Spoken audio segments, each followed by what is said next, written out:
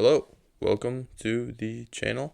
In this video, as the title says, I will be ranking every single best movie of the year of the century, which is a little convoluted. Let me briefly explain. Basically, I will go in chronological order from 2000 to 2025, and I will give some honorable mentions as to what I think is the best film of that year, and then I will pick what I think is the best or my personal favorite movie of that given year, and we'll go all the way through till present day. And then at the end, I will rank all 25 of my winners. There's a lot of movies to talk about here. And so a lot of the honorable mentions, I will pretty much just be naming and then breezing right by, even though I could basically talk about all of these movies for like hours on end. Just got to keep this a brief video. So in the spirit of that brevity, let's just get into it, starting with 2000, which is a pretty solid year for film, I would say. A couple honorable mentions: Gladiator, In the Mood for Love, Battle Royale, Crouching Tiger, Hidden Dragon, really tough cut in Sexy Beast, Jonathan Glazer's debut, that I think is a brilliant crime film that's also very experimental in the way it's delivering its story. And then Memento is the toughest cut here, but ultimately I decided to go with Edward Yang's Yi Yi, a movie that I think seems intimidating to some people because it's Taiwanese, it's 3 hours long, it's often described as being a movie about everything, about every single stage of life. And honestly, watching it, it's not intimidating at all. It's a very entertaining watch.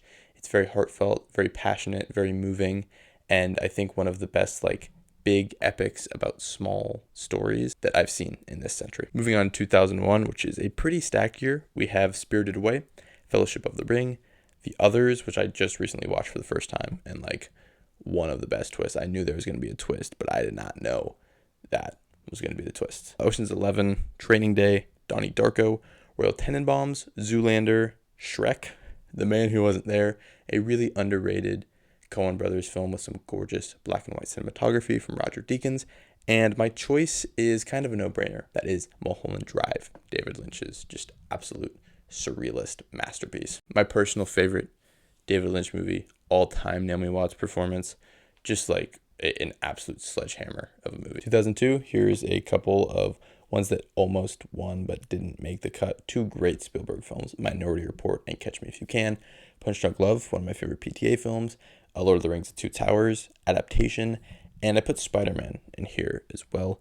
But my winner is City of God, just this incredible Brazilian crime film that is like so masterfully edited and paced. It's really an epic, and in 2.5 hours delivers so much information and so much story to the viewer. And it's just like a lot of fun while doing it, while also being like a really hard watch, really brutal and tough in a very good way. For 2003, some of the films in contention: Kill Bill. I put The Cat in the Hat on here, but that was mostly a joke. Lord of the Rings: Return of the King, Lost in Translation, School of Rock, Finding Nemo, and The Room, which is also mostly a joke, but I think is genuinely like one of the more influential films of the century. Not influential, but like one of the most memorable, I guess. But I went with Park Chan-wook's Old Boy.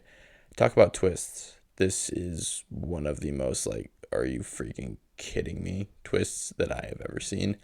I won't really say much about this movie because if you don't know about it, it would be great to go into blind, but also like if you aren't into some intense stuff, maybe don't watch it. I personally really love it. My favorite Park Chan-wook. 2004, we have Ocean's 12, one of the best sequels really of all time, definitely of this century. Birth, Jonathan Glazer's second film with a great Nicole Kidman performance at the center. Eternal Sunshine of the Spotless Mind, another one of the best sequels of all time. Shrek 2, Shaun of the Dead, Anchorman, The Aviator, and I have actually another sequel for my winner, that is Before Sunset. I rewatched this just last week, and it's like electrifying, even though it's just two people talking for only like 80 minutes. It's a really short film, but like the last 15 minutes of this movie is like some of the best stuff of this entire century. It's like edge of your seat filmmaking, and it's basically just like two people with really, really great chemistry, and Linklater and Delphi and Hawk just writing an incredible screenplay. These characters feel so real, so nuanced, so detailed. Probably the best romance put to screen of the past couple of decades. 2005 was easily the weakest year that I looked at for this century. Only two honorable mentions: Grizzly Man, a really great Werner Herzog documentary that has a fascinating subject, and then Herzog just really great as a documentary filmmaker and has so much empathy for his subject, even though he's like batshit insane. Pride and Prejudice, really, really great stuff. I decided to go with Brokeback Mountain, though. Excluding The Dark Knight, career best from Heath Ledger, excluding probably Nightcrawler, career best from Gyllenhaal. Really gorgeously shot, as well as all Ang Lee films are, and just an absolute gut punch of a final 10 or so minutes. 2006, we have Over the Hedge, which I don't think is one of the best movies of this year, but is probably the movie that I've like watched the most in my entire life, because I watched it like every single day as a kid, and honestly probably still holds up even though I haven't seen it in a couple of years. The actual honorable mentions: Inside Man, Old Joy, The Prestige, Borat, The Departed, Inland Empire, and Little Miss Sunshine. I decided to go with Alfonso Cuarón's Children of Men, which is, I think, one of the greatest feats of filmmaking, maybe ever, certainly, of this century. Just like a couple of one takes that are, I don't even know how they pulled it off. It's just like so masterful. And is also really emotionally investing, great world building with the dystopian elements, and centered by a fantastic Clive Owen performance. 2007, often considered to be one of the best years of film, basically ever. And I would tend to agree with that. There was a lot of hard cuts here. Here's a couple of them: Hot Fuzz, Superbad, Atonement, Michael Clayton, Smiley Face, a not very well known but very underrated Greg Araki stoner comedy with a like comedic tour de force performance from Anna Faris, Ratatouille, No Country for Old Men, Juno, a personal favorite of mine. The hardest cut here was There Will Be Blood, but ultimately I had to go with David Fincher's Zodiac. My argument here is that the first hour and a half of Zodiac, that alone would kind of warrant it being considered for the best movie of this year. But then you have the last 45 minutes, which are like hypnotic, mesmerizing. You just get so lost in them. It's like invisible filmmaking from Fincher. And as the viewer, you get so obsessed about this case. It's basically just a bunch of people unloading exposition onto each other, and yet it is like some of the most edge of your seat stuff of any film this century. I think it's because Fincher is just like so good at this. Also, oddly enough, one of his most personal films, as it feels like it's getting into like the kind of procedure and obsession with procedure that Fincher has come to be known for in his filmmaking. Also, he was a kid in San Francisco at the time of the Zodiac killing. So a really fascinating film that is also like very subjective. Like you can feel Fincher's own opinion about who the Zodiac killer is inside of this film. I think no other filmmaker would have really done that. They would have just kind of tried to be objective, but I think it makes it all the more interesting that he like clearly has an opinion on who the killer is. So yeah, just great stuff. 2008, couple animated films at the top here: WALL-E, Ponyo, Tropic Thunder, Hunger, Steve McQueen's debut film, The Dark Knight, which was a tough one to cut, but I think has a few flaws in the plotting of it. There's a couple of plot holes that I just like can't really get past. Kung Fu Panda absolutely rules. In Bruges, and my winner is going to be Kelly Reichardt's Wendy and Lucy, a really somber, contemplative, and quiet film that's only 70 minutes long, but is just so emotionally impactful. Michelle Williams, fantastic in this movie. Might be my favorite Reichardt, but that would be tough because she's one of my favorite filmmakers, so I'm not entirely sure. I'll just say that this is definitely the best of this year. 2009, a pretty weak year here. I don't have that many honorable mentions. Up, Dogtooth, which I think are like two of the most different movies ever. Speaking of being very different from Dogtooth, Fantastic Mr. Fox. And then The Hangover is my last honorable mention. I went with the very obvious pick here, which is Inglourious Bastards. Recently rewatched this movie, and oh my god, like some of the best dialogue that Tarantino has ever written. Christoph Waltz, like batting 1,000 in this movie. He is just like absolutely riveting every time he's on screen. And I think the best of his like revisionist history trilogy, and just like how gleefully it upends the actual history in favor of this like cathartic reimagination of what could have happened. 2010, pretty strong year. Inception, Toy Story 3, Blue Valentine, Shutter Island, which those two in a row both star Michelle Williams, and both are absolute bummers. So that would be a great double feature. True Grit, Scott Pilgrim, and my winner is pretty easily Social Network. I don't really think Fincher when I think this screenplay, which by the way is one of the best of the century from Aaron Sorkin, but Fincher just instills it with his infatuation with procedure that I mentioned earlier with Zodiac. A really interesting character study that I think has only become more relevant as Mark Zuckerberg has become a continually like more problematic figure within the world. And that Andrew Garfield monologue where he slams the laptop down is just like one of the best moments in really any movie, in my opinion. On to 2011, a couple movies I want to mention. Moneyball, which was a really tough cut. I think the movie that I may have rewatched the most this year. Tree of Life, which I recently watched just a few weeks ago for the first time. Holy shit, probably my favorite. Terrence Malick. Warrior, a pretty underrated Tom Hardy, Joel Edgerton boxer movie that's just like deeply emotional and kind of a bummer in a way that I don't think I would ever rewatch it, but I still think it's like immensely impressive, especially in terms of the performances. Bernie, Margaret, Rango, Kung Fu Panda 2, which is my personal favorite Kung Fu Panda, and the winner is going to be a very different film from Kung Fu Panda 2. That is Oslo, August 31st, Joachim Trier's film. This is going to sound pretentious, but I think Trier is a filmmaker who just understands what it is to like be alive on a day-to-day basis and kind of the mundanity of life in a really fascinating way. Oslo might be the best example of this, just like watching this guy live his life for a day and growing to understand him as a person, understand his past, and understand why he is the way that he is, and just really rooting for him. A really heartbreaking movie. Very, very like bone-crushingly sad, but a movie that stayed with me and continues to stay with me. 2012, we have, I believe, my first mention of the MCU. That is The Avengers. Also 21 Jump Street, Argo, Place Beyond the Pines, Holy Motors, The Hunt, Francis Ha, Life of Pi, Django Unchained, and my winner, kind of by a mile, is The Master, which I talked about quite a bit in my PTA ranked video. So if you want to hear me get more in depth about that movie, then go check out that ranked video, which is, I think, pretty good. But anyway, point being, Joaquin Phoenix, Philip Seymour Hoffman, career best for both of them. A perfect synthesis of everything that PTA is so great at. It's very funny. Sometimes it is gorgeously shot. I think it's just paced incredibly well, especially with that Johnny Greenwood score, just like propelling it forward with so much momentum. And is also just an interesting study of some really strange individuals. 2013, a really solid year. 12 Years a Slave, the Best Picture winner. Definitely worth mentioning here.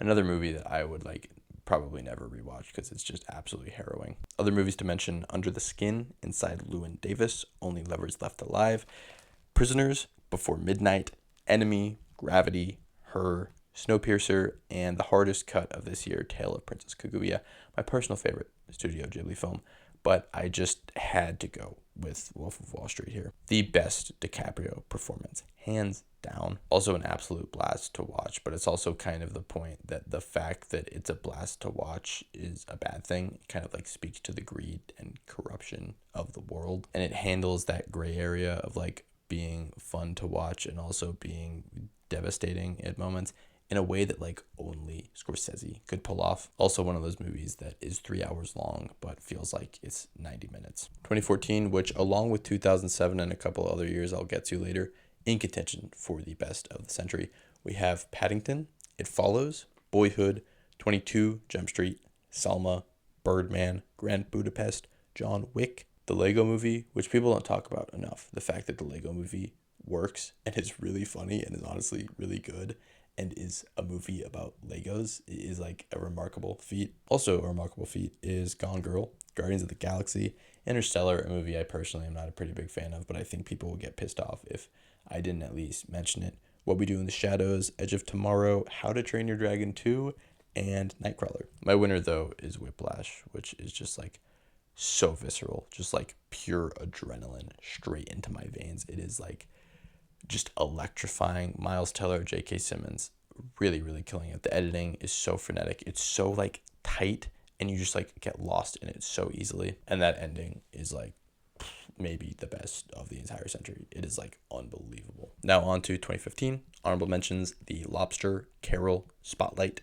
Creed, The Witch, Ex Machina, The Martian, Inside Out, Steve Jobs, and The Invitation. But none of them were going to beat Mad Max Fury Road. Basically like copy paste a lot of things I said about Whiplash in terms of it just being like adrenaline fueled, electrifying filmmaking. But this is not about a guy drumming. It's about like a bunch of people driving really fast. It feels like it should be stupid, and yet George Miller is just so masterful as a filmmaker that it feels kind of like sophisticated in a way. There's really no movie like it either, and that is just like a linear point A to point B, and the whole time we're going to be driving super fast, and the movie's never really going to slow down, and everyone's going to be like absolutely out of their mind. Nicholas Hoult in this movie is like batshit insane. And despite that feverish pace, Miller always finds spots for like small moments of characterization, as well as like exploring some themes that I think a lot of dystopian movies do explore, but he's exploring them in a really interesting way here. And it is also the only movie in this year that has a guy that plays the electric guitar on a big car, and then like a bunch of flames come out of the car, which is like, I don't know how you're going to beat that. 2016, another really, really great year for film. La La Land, Your Name, Nice Guys, Manchester by the Sea, Swiss Army Man, 20th Century Women, Popstar, Patterson, Kubo and the Two Strings, Everybody Wants Some, My Life as a Zucchini, Captain America Civil War, and Arrival are all of the honorable mentions here. I decided to go with Moonlight. Really tough to not pick La La Land, as it is a personal favorite of mine. But so is Moonlight, and I think there's no denying just how incredible this movie is. Really touching, gorgeously shot for a movie that is like this low budget, and we get so many movies like this that are like coming of age dramas. This movie is like dripping with style and texture in a way that none of those other films are. It also has so much empathy and sensitivity within it. Very deeply sad, but not in like this bone-crushing way, and kind of a hopeful way, I guess. And a movie that I don't think that Barry Jenkins has really topped yet. I know I just said this about 2016, but 2017 is also just an absolutely insane year for movies. Honorable mentions: The Florida Project, Coco, Get Out, Killing of a Sacred Deer, Lady Bird, Dunkirk, Blade Runner 2049, Ghost Story, Phantom Thread, Good Time, Disaster Artist, You Were Never Really Here, First Reformed, and The Meyerowitz Stories, new and selected. My personal favorite Noah Baumbach movie, I'm pretty sure, and certainly the most underrated. I did decide to go with Call Me By Your Name, though, a movie that I talked about in my Luca Guadagnino ranked video, and I put at number 1, a breakout performance from Timothée Chalamet that is still probably his best to date. Really, really gorgeous atmosphere, and the kind of movie that I just want to like live in for hours on end. On to 2018, mentions here: Hereditary, Spider-Man Across the Spider-Verse, 8th Grade, Sorry to Bother You, Burning, Mandy, Mission Impossible, Fallout, my personal favorite of that franchise, At Eternity's Gate, Roma, If Beale Street Could Talk. I know I mentioned Barry Jenkins not topping Moonlight, but like Beale Street Could Talk comes pretty damn close. Long Day's Journey into Night, an incredible Be Gone movie that, kind of similar to Children of Men, is in this like, how the hell did they pull this off in terms of just like the filmmaking on display. Like there's a 30-minute shot that is like, I don't know how you conceived of this, let alone pulled it off. Final mention is Climax. My winner is going to be The Favorite. Really, really like Yorgos Lanthimos. This is kind of his version of a period piece, but is just as like depraved and weird and out there as all of his other films. Also brings his very unique clinical kind of Kubrickian sense of visual flair to the period piece in a way that no one else has really done, besides, I guess, Kubrick himself in Barry Lyndon. And Olivia Colman just going wild in this movie as well. Just like an all-timer, in my opinion. 2019, which is probably the only contender with 2007 in terms of the best movie year of the century. This is like a page long. It's literally an entire page of honorable mentions. I will name them: First Cow, Knives Out, Midsummer, Little Women, Once Upon a Time in Hollywood, Marriage Story, Sound of Metal, Waves, Avengers Endgame, Lighthouse, Uncut Gems, which was a really tough one to not pick, Ford versus Ferrari, Irishman, Toy Story 4, I Lost My Body, Greener Grass, Us, and 1917. But my winner is, again, going to be the obvious pick, and that is Parasite. I don't really think I have to talk about Parasite because so many other people have talked about Parasite. So I'll just move on to 2020 and be the millionth person to say that Parasite, one of the best movies of the entire century. COVID hit in 2020, and I think it leads to a little bit of a depreciation in the quality of cinema, but there's still some stuff to mention here. Tenet, which a lot of people seem to think is really dumb, but I think is just an absolute blast. Nomadland, Another Round, Minari, Shiva Baby, and Kajillionaire are the mentions here. My winner is going to be The Father, which has maybe the best Anthony Hopkins performance ever, and is also brilliant in terms of its filmmaking in the way that it places the audience in the mind of someone with dementia through the editing, through the claustrophobic cinematography, through this really brilliant technique of like switching out the characters so like you're not entirely sure what's going on here, kind of making you paranoid as the viewer in a way that I thought was like really brilliantly executed. Movie that I probably won't revisit all that often, and I haven't rewatched since I saw it in the theater because a lot of moments here are just absolutely heartbreaking, especially that Anthony Hopkins breakdown. But I don't think any movie moved me as much as this movie did in this year. 2021, here's some mentions. Dune, French Dispatch, The Worst Person in the World, Spider-Man No Way Home, which is going to be my last mention of any MCU film because it is like the only good one to come out in this decade. Green Knight, Marcel the Shell with Shoes On, Come On, Come On, Judas and the Black Messiah, Pig, Mad God, and The Card Counter. My winner is Red Rocket. Kind of the middle child of Florida Project and Anora in terms of Sean Baker movies. And I think a lot of the praise either goes to one of those two films, but right in between is Red Rocket, which is just as good as those movies, in my opinion. And it's really just everything that Sean Baker does great as a filmmaker. And I think it's also just a lot of fun, maybe the most fun Sean Baker movie. Moving on to 2022, honorable mentions are The Batman, Nope, Barbarian, Babylon, Banshees of Inisherin, Everything Everywhere All at Once, Bones and All, The Northman, Tar, Skinamarink, and the David Bowie documentary Moon Age Daydream. The hardest one to cut here had to be Top Gun Maverick, which is like one of my all-time favorite cinematic experiences. Like watching that in the theater was unbelievable. But I decided to go with Aftersun, a movie that I really want to do a video on at some point, so I won't talk about it too much, but it's just really touching and this great exploration of memories and the way that like in retrospect we look back on our childhood and our parents and see them very differently. And Paul Mescal, just fantastic in this movie, really like an unparalleled great actor whenever he is just being a sad boy. 2023, which along with 2007 and 2019 I think are like the top 3 best movie years. Here are the very long list of honorable mentions: Anatomy of a Fall, Past Lives, Poor Things, Bottoms, Barbie, Spider-Man Across the Spider-Verse, The Holdovers, Perfect Days, Showing Up, Talk to Me, Priscilla, Asteroid City, John Wick Chapter 4, Zone of Interest, May December, Dream Scenario, and the hardest cut here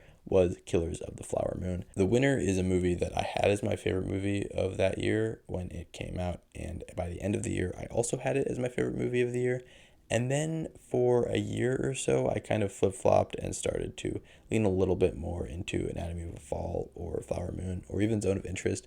But I ultimately just like came back to Oppenheimer. Might be my favorite Nolan, although that is like a very tall task to decide. The Trinity Test, just like an all-time sequence. And then there's that final hour, which is just this very fascinating character study about one of the most interesting people really to ever live, and the way that he is like grappling with the things that he has done in his life and the ramifications that they have had. A movie that's kind of un-Nolan-y in that there's not a lot of action besides the Trinity Test sequence. It's mainly just people talking in rooms, and yet he implements a lot of the same techniques as a filmmaker that he uses throughout his career in like big action movies or sci-fi movies or superhero movies, and puts them into like the historical biopic formula in a way that I think makes this subject matter even more compelling than it already is on paper. Next up, we have 2024. I don't really think this has been solidified in the canon or in like movie discourse in terms of how people feel about it as a movie year. But as I was going through it, I was like, damn,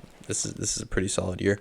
Some mentions: Hundreds of Beavers, The Beast, Flow, A Different Man, Challengers, The Brutalist, Anora, The Substance, Sing Sing, I Saw the TV Glow, Nosferatu, Janet Planet, A Real Pain, Dee Dee, Bird, and Queer. I was about to go with Anora here, but ultimately decided on Dune Part 2, which is just like transcendent blockbuster filmmaking, improves upon the first one in almost every single conceivable way, and I thought the first one was pretty good. Chalamet really coming into his own. I think this performance is really interesting in terms of like how he progresses as Paul throughout both of the films, and the final like 30 or so minutes of this movie when he gets like these big monologues and is like supposed to be threatening and intimidating and this messianic figure.